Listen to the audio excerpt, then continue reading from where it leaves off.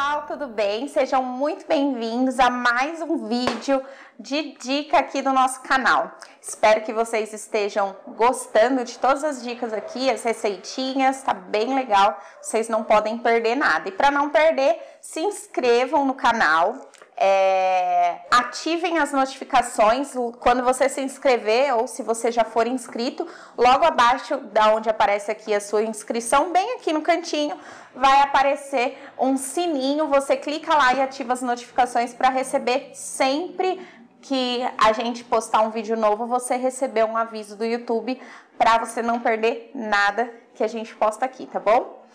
Hoje eu vou falar com vocês sobre farinha de trigo. Muitas pessoas têm me perguntado nas lives, lá no Facebook, sempre que a gente faz algum conteúdo, as minhas alunas do curso sempre têm essa dúvida também e muita gente me procura para perguntar sobre isso. Bom,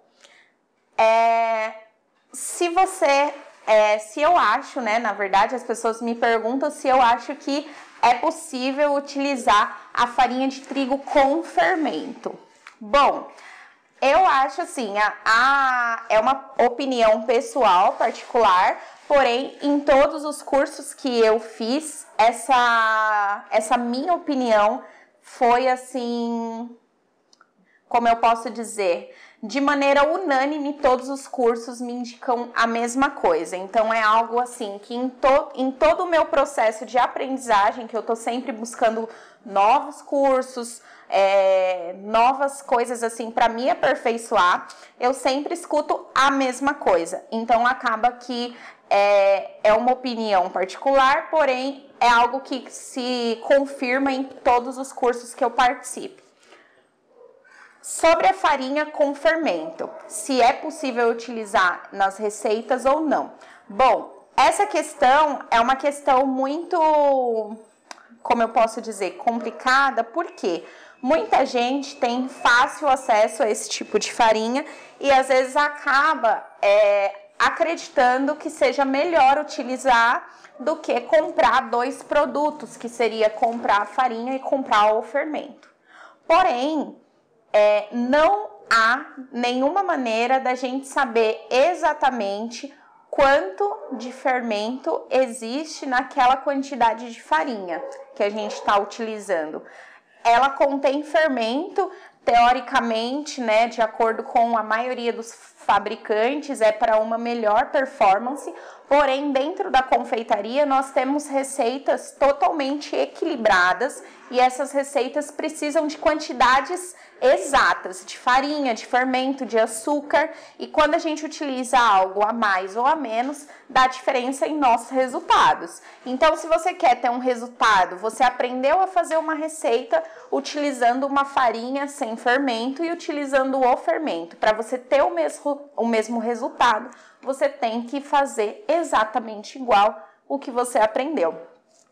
Tem coisas que é possível substituir em uma receita, porém no caso da farinha é algo complicado porque você não sabe precisar a quantidade de fermento que tem naquela farinha. Então, como você vai saber se você precisa ou não colocar o fermento? E se você precisa colocar o fermento, quanto de fermento você vai colocar? Mais ou menos do que está na receita. Então, é muito difícil.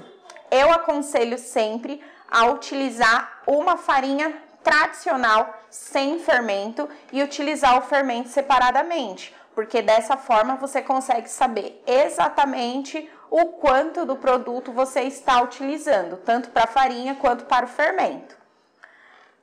Isso não tem a menor relação com as marcas que existem no mercado. Não tem uma marca que eu indico utilizar com fermento e uma marca que eu indico utilizar sem, de jeito nenhum.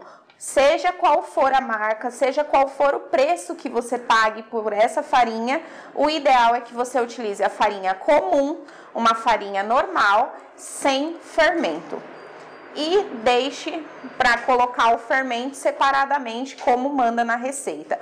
Outro detalhe muito importante: o fermento é o último ingrediente adicionado nas receitas, porque muitos deles acabam já entrando num processo que, conforme você mexe, às vezes você bate ali os ingredientes em temperatura ambiente, muitas vezes você acaba, por exemplo, uma massa de pão de ló, você bate muito, aquela mistura fica, não diria quente, mas aquela mistura, pelo calor e pela velocidade que foi batido, fica a mistura de ovos e açúcar fica um pouquinho morna, eu diria.